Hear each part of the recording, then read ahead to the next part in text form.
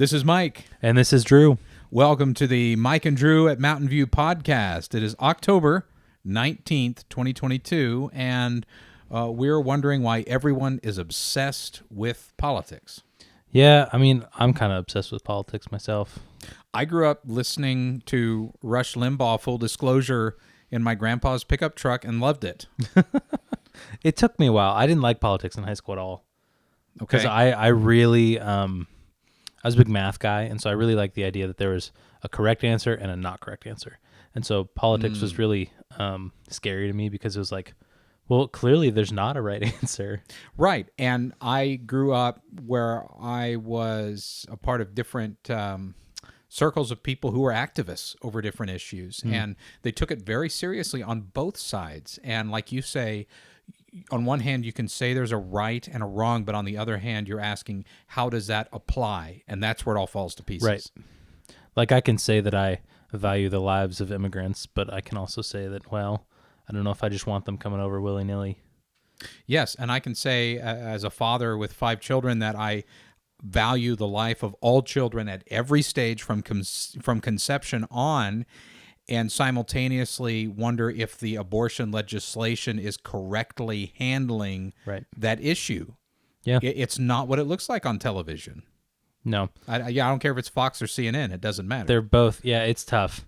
And I think one of the biggest things that I've learned over the past few years, both theologically and like just culturally in myself, think for yourself, like do your own research and just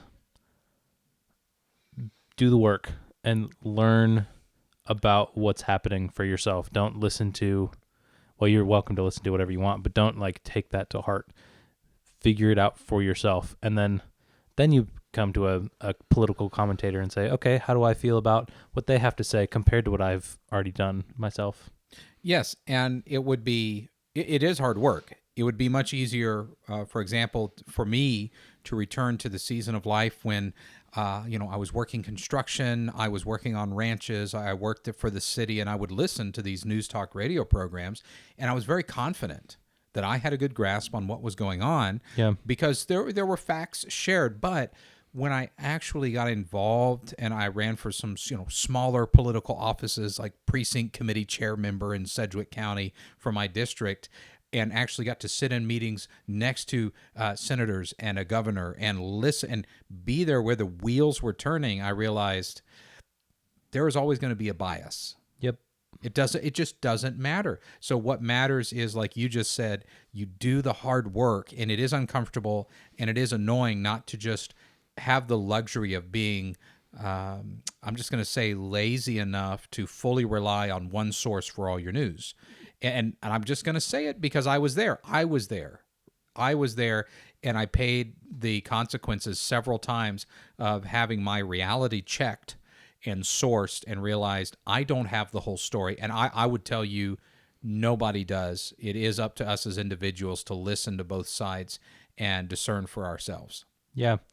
One of the most great friend of mine is on the opposite side as I am, and we oftentimes will, get coffee or get lunch, and we'll just talk about some of those issues because we're both very aware, but we're also very open. And we're able to have those conversations without like getting really mad. And there's been times where I've been really mad at him and I've had to kind of step away and calm down a little bit and then come back to him and say, well, I still love you. You're a brother in Christ. And we can have these conversations because neither of us have the full picture. And so we can just do our best, and we're continuing to have those conversations, and they're really fun, actually. They are. And 10 years ago, I would be mad that this podcast that I'm listening to did not already pick a side by this point. Yeah, we're 3 episodes deep, and it's like we've mentioned a few things here and there, but it's like I could admit, like I lean a little bit to the right, but I'm actually more central than most people I know, I'd say. Yeah, and I would say I've got more of a constitutionalist base, and I have more of a libertarian base, in that I believe in limited federal power. And yet I would say most of my conversations in the last several years would be considered more left-leaning. And yet it's a conversation. It's ongoing. I don't believe you can just commit to one party line and still, or one party platform, if you will, and still faithfully please Jesus Christ because he does not stand in solidarity with one party over the other, and many of the issues that either party are guilty of using as a form of pandering to their constituency doesn't actually show up in their personal lives or their voting record. Yeah. I mean, I was just thinking about how like both parties are totally different than they were 10 years ago or 20 years ago Yes. or 50 years ago, Yes. And we see that in that, like, Tulsi Gabbard just announced she's leaving the Democratic Party. Right. And that's a big deal because, like, it means that it means that she's changing or that the Democratic Party is changing. Sure. And I think part of the reason you and I had talked about this podcast coming up at the top of the priority list, because we've got how many possible podcast subjects did you put up there? Oh, I think there's like 30 up there now. There's 30 up there. And we even debated, should we do this one right now before we have built a good amount of listeners yet? And this is a little dangerous, but it's October 19th, so we've got elections coming up. In like, what, 20 days? 20 days, and so, or even less, actually, a little less than that. I don't remember. We're at a place where what we're concerned about as ministers is not about who gets elected, because we know Christ is king. That's okay, right. We do care about voting informed, like we've already said. You've already pointed that out. We believe in doing the hard work of research on all political issues and things that are coming up for vote that will affect our day-to-day life. But what we believe in even more is that we are called to unity in the church around Jesus Christ, not to agree on everything politically, but to keep Christ the main focus and let these things fall by the wayside. And I've got in an article written by Katie Taylor of World Vision Ministries on August 22nd of this year, she shares this prayer. And I just wanted to share it for a second. This kind of reflects my heart on the topic. God, forgive us for the times we failed to treat each other as your creation. Forgive us for celebrating unloving behavior in our candidates and our leaders.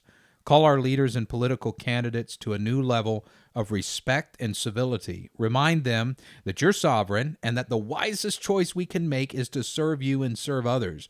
May there be a new movement of collaboration and respect in our nation's capital and throughout the country. And finally, she says, give your people the strength to lead by example with radical, world-changing love.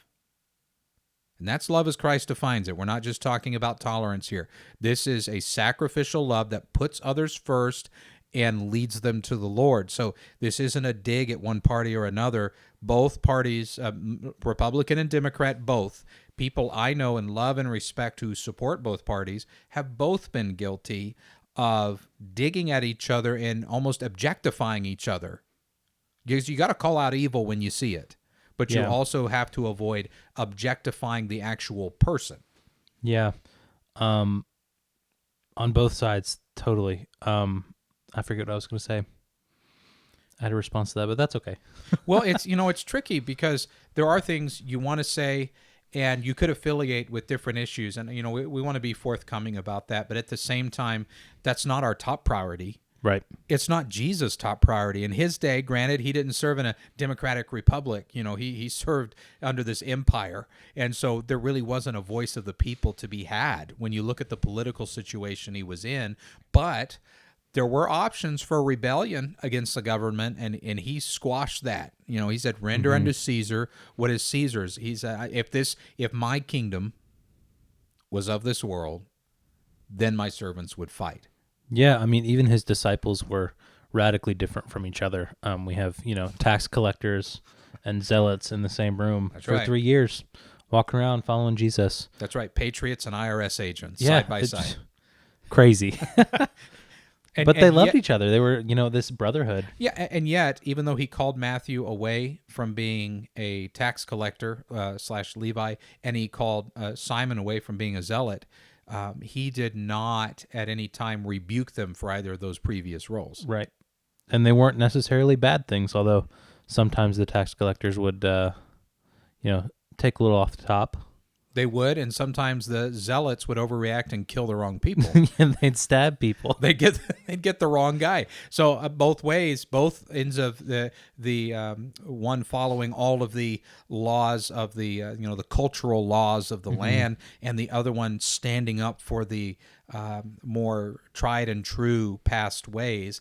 And Jesus didn't rebuke either of them, but he did expect them to put all that stuff aside and just follow him. Kind of open up their mind to like, hey, there's more than these things. That's right. It's more than this. I've fallen into the trap of, oh gosh, it feels like the world's ending right now. And it's like, well, it doesn't matter because Jesus is king. Jesus is king, and you're not alone in that. This idea that what is next? If there is a call back to morality across this nation, a true standard of godly morality, will it take infighting and civil wars? Will it be through legislation? Will it be through voting in the right person? And every time I run those trails through history, I find out, like you just said, it's about Christ being the king. And in 1 Timothy chapter 2, 1 and 2, Paul saw this coming, right? The Holy Spirit inspires Paul to write to even the churches, the early churches, and he's telling Timothy, who's establishing churches, first of all, then, I urge that supplications, prayers, intercessions, and thanksgivings be made for all people, for kings, and here's the key part for us today, and all who are in high positions, or some translations say authority, that we may lead, and here's the point, a peaceful and quiet life, godly and dignified in every way. Yeah. What would you say the political climate of the past 4 to 6 years and even this fall have been dignified and godly? No. I think that's the concern. Yeah. It's tough because like there are really important issues that are being tossed around, and it's, I do have strong opinions on them, but it's like, that's not to say that the people who disagree with me are the worst people ever, Right. And they are still human beings, and they're made in the image of God, and we don't need to demonize or otherize. We have to be able to have those conversations and have them thoughtfully and lovingly. And I think that's where the church needs to step up and say, hey, we're willing to have those conversations and be careful about them and be loving about them. And, the church, Jesus has always gone to the people who are on the outside. Yes. And in our culture here in East Tennessee, we are a little more right-leaning. And I think it's okay to step to the outside and find some people who are on the left and have conversations. It is okay. And, I understand that some who would classify themselves as more left-leaning get frustrated with what they think is a more crass form of politics on the right side, and yet I would say sometimes that's what it takes to get the job done. Yeah. And then those on the right-leaning side are frustrated with the left because they think that the left side is just merging in with the ways of the world. And I'm talking about in the church here. Mm-hmm. And yet I would also say what you might call merging in with the ways of the world might actually be acceptable behavior in God's kingdom. You're just not comfortable with it. And both sides, we're asking the question, what do we do with this passion about politics? And we'd read in the Proverbs, I think both political sides I've heard use this verse, right? I've talked to believers, like you've said, who are left-leaning and right-leaning, and some of them extreme right and some of them extreme left. And I found them both use this verse, Proverbs 31, 8 and 9, open your mouth for the mute, for the rights of all who are destitute. Open your mouth, judge righteously, defend the rights of the poor and needy. The right's going to use this for the issue of abortion. The left's going to use this for the issue of social justice. Mm-hmm. And I hate to even make that dichotomy and categorize those two, but I'm just sharing my personal experience. I've heard that exact passage used what I would say is correctly in both cases. Yeah. To justify the causes they're aligning with. And then before anybody gets all up in arms or shuts the podcast off here, you've got to understand that the baggage you equate with the left or the baggage you equate with the right may or may not be true. and you may be hearing it through one source, and you've not perhaps done the work yourself to talk to these people and say, when you're supporting this cause, does that mean you believe this? And they say, no, I actually believe this, and this cause gets the job done. And both sides can be equally accused of turning a blind eye to some issues so that they answer other issues. Yeah, I was going to say the extreme on either side that you see on TV is not necessarily like your average Joe, you know? Yes. I may be a little bit more right-leaning. However, like, I recognize some of the views of the left have value, and I see where they're coming from at the very least, you know? Yes, I was not brought up to vote along a party line. I was brought up in a Christian environment where the directive was, who would Jesus select in that voting booth? That was the challenge. And so it was, you're going to look at the person. Are they credible? Are they of integrity? And yes, as believers, we have every right to ask, do they follow the will of God? Do they seek? I have every right to ask that. Am I voting in a pastor? No. But am I voting in somebody, me, as a representative of Christ? Am I going to try and represent Christ in the booth? Yes. And sometimes that's looked more like a Democrat than a Republican. And other times it's been a Republican votes all the way across.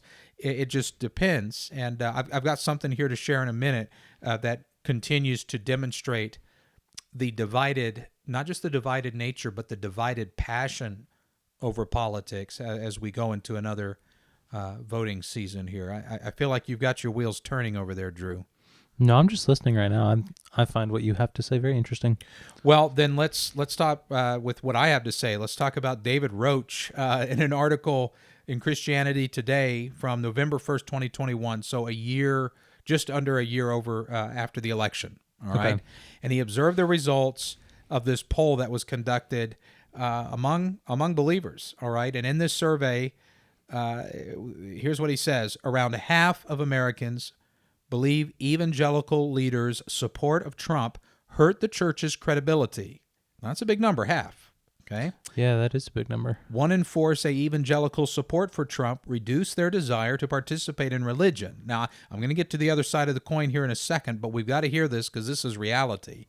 And among evangelicals, this one's huge, but it's not the huge percentage. 33% say their leaders' support of Trump made personal witness to friends and family more difficult. Yeah, that makes sense. You know, Trump did this weird thing, and I don't think it was just Trump. I think it's bigger than Trump. But he did this thing that made everyone who was for him, like, really for him, you know? Right. And it was kind of strange because I'd not really seen that. Of course, I grew up, my first election was 2020, and so this is all fairly new to me, but I didn't see that growing up. And suddenly, you know, 2020 rolls around, it's like, this is kind of strange. Like, what's going on? I guess 2016 was Trump. It is strange because my grandparents and parents would say they came from a time where there were clear differences between the two parties, but they still had mutual respect for each other. Right, and the respect is what's gone out the window. The respect has gone out. So you could be a Republican and a Democrat, still be respectful and cordial and disagree, maybe some biting, sarcastic remarks, but nobody's really as hateful as we're seeing right now. Right. I remember the 2020 debates. Did you watch those? Oh, of course. See, now we're a little different in that I grew up going door to door since I was 8 years old for different elections, handing out pamphlets for local, state, and national elections. I followed Bob Dole because he was a Kansas guy. So we're going way back to when I was a kid, and so I have lived and breathed in the world of politics, and I had ambitions to be in the Grand National Party when I grew up and hold some positions and, you know, go to college and do those things possibly more on the legal side. But the landscape shifted so radically that I didn't feel like there was a mutual enough respect to have an intelligent debate across party lines. It just looked like it was breaking down into war zones. Yeah, they were just screaming at each other in 2020. Like, it was weird. Yes, and in my mind, I'm even going back to 2008. See, I don't remember. I was 8 in 2008. You were in 2000, right? So I had no idea. Yeah, so that was really one of the first elections, when I could vote and really dig in there. And when I'm supporting a candidate, it's because I'm going to vote for them. But here's the other side of the coin too for the Trump discussion, because it is one that still looms in every conversation I have almost. Yeah. And we've got another cycle coming up. Here's the other part of that study from David Roach of Christianity Today last year, about this time last year, November 1st.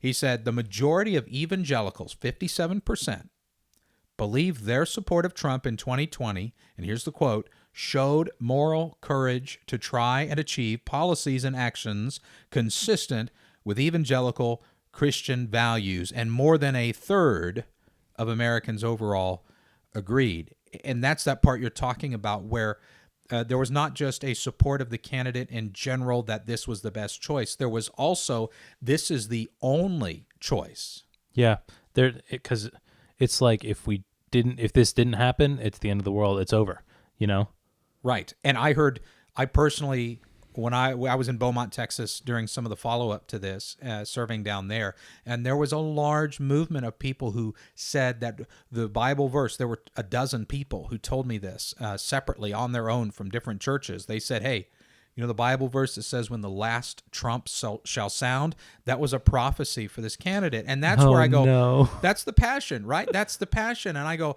I can respect those who voted their conscience, did the research, and arrived to different conclusions than me.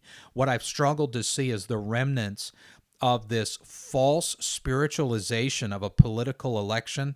And I'm concerned that is going to shut the doors of 1,000 more churches in the next year. Yeah. It's going to harden the hearts of people who might have been open to Christ, but they're closed to the Republican Party.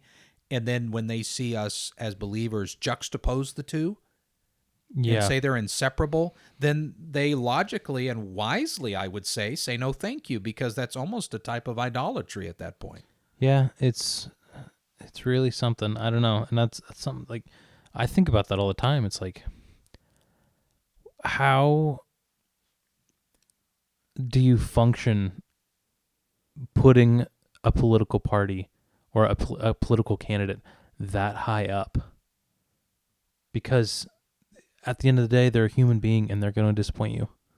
They are, and even Paul in the early church said, I didn't baptize any of you because I don't want any of you saying, I'm of Paul, I'm of Apollos, I'm of Peter. I want you to say I'm of Christ. So even in a church setting, Paul, I think, understood the danger of what we would call the cult of personality, focusing on one person.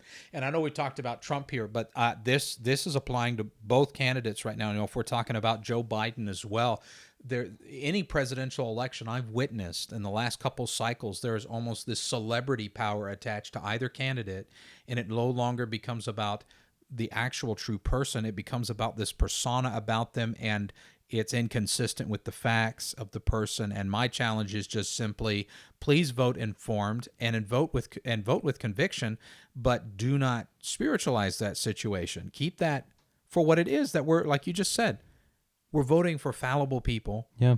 We shouldn't hold them up to that standard. But also, we're told in Luke 6:27 through 28, Jesus said, love your enemies. Do good to those who hate you. Bless those who curse you. Pray for those who mistreat you. And so even if you see the other side as an enemy, if you are going to spiritualize it that way, then you have to be praying for them, not even that they have a change of heart. That's kind of passive aggressive. Yeah. What you're praying is that the Lord blesses them and draws them closer to his side in a good way. And the true enemy here is Satan. And I think Satan has been able to use politics to drive us all apart. It's weird that we have left-leaning churches and right-leaning churches. We need to have just churches who can have conversations. Yes. And like I've got a list of verses here, and I'm not going to read them. I've got more verses that I have heard personally, and anyone listening, Drew, you might have heard these yourselves. I've got a list of 10 verses that I have heard used to defend left and right leaning positions. They're applied differently, and I would say they're applied accurately, and they can be applied both ways. Yeah. And like you say, we need to have the conversation with two abilities. One, to stand firm in what we believe, mm-hmm. and two, to be accountable and let iron sharpen iron. And maybe we hear something and we go, I haven't heard the whole story. That's usually part of the problem. Yeah. You may learn something. Like, And it's hard. It's hard to have those conversations and be open enough to say, wait a minute, maybe where I'm coming from isn't all correct. Right. And maybe it still is 90% correct when you're said and done. Sure, yeah. You still say, nope, even after all this, here's my beliefs. But the point is that passion side of it too, have a passion for Christ. Let that shine brighter. Yeah. Let the passion for Christ shine brighter than any one political issue either party has made to get your vote. Yep. Because I don't want to get all conspiracy theorists, but it's not hard to imagine a world where you have a government power like ours in America that might just want to get the people divided enough they're all dependent on that government system.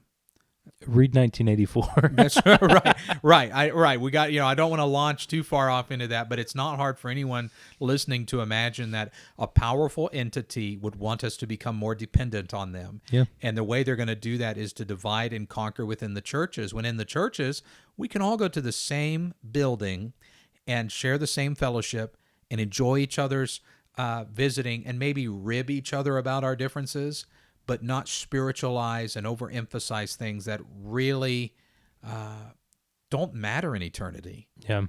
And I know there are some issues that will, and again, if we're talking about sensitive topics like abortion or true, honest racism that we do see and experience, and inequality and some of these things that I know do exist to this day, those conversations can be had with kindness and with action that matters instead of just arguments. And I think we'd be surprised at what we actually get done to turn this world to Christ. Yeah. I would say be able to listen more than you speak, because you don't know everything.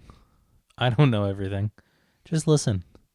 That's why it's important that we didn't bring up any of those hard topics in this episode, because it's more about listening to other people and thinking about those things carefully. Yeah, I'm not going to be qualified to talk about most of these complex issues. I will give my belief on it based on what I know. Mm-hmm. But if we're actually, if we're having a conversation, there's a lot of things I'm not qualified to have a conversation on, because that requires me listening and answering specific questions and vice versa. So a lot of this is I do the hard work, and I would encourage anybody listening to do the hard work. Drew and I preparing for this podcast, we did the hard work, didn't we? Yeah, I was nervous. I still am nervous. Me too. I always will be, because I don't want to lose fellowship with brothers or sisters in Christ over these issues, but I also can't just stand by and watch movements from both sides just swallow each other up and fire at each other when it really doesn't need to happen. We're on the same team. Yeah. I think that's about it, unless you have more. That's about it. No, the one verse I was thinking of earlier that I'd close with is Revelation 12:9. And this is the real enemy here, right? It's not the other political party. It's not the other people. It's not the other leading candidate that has their face plastered all over your phone and your television. It is the great dragon, right? Mm-hmm. I'm not talking about the tail of the dragon just down the road here from 6 Mile and Christie Hill Road from Mountain View here, 129, where it says, the great dragon, Revelation 12:9, the great dragon was hurled down, that ancient serpent called the devil, or Satan, who leads the whole world astray. He was hurled to the earth, and his angels with him. That's the ultimate victory. Yeah. It's not going to be an election. Nope. The ultimate victory is when, and I believe it's future, I believe it's eschatological, that when Satan is defeated, that is when all evil will be done away with. In the meantime, we fight him. In the meantime, we wrestle against these spiritual forces that Paul warned us about. We don't find ultimate satisfaction in any of these elections. And I think that will help moderate our approach to each other and realizing none of us are the enemy. We're just trying to understand what Jesus expects out of us. Yeah, we're all just doing our best, hopefully. Hopefully, yeah. Well, this has been Mike. And Drew. Oh, and we're Mike and Drew at Mountain View. That's right. Did we have a tagline to this? No, but I want to say we're going to open up an email account that you can email questions. Yes. And because we want to make this more of a discussion, because we do. Yes. I don't know what we're doing. No, we're just, you just say, hey, are we ready? And I go, let me do a little more research and a little more prayer. And then we come down here, and it's very comfortable, and I don't want to go back up to my office. So anyway. All right. We'll see you next week. Eat your vegetables.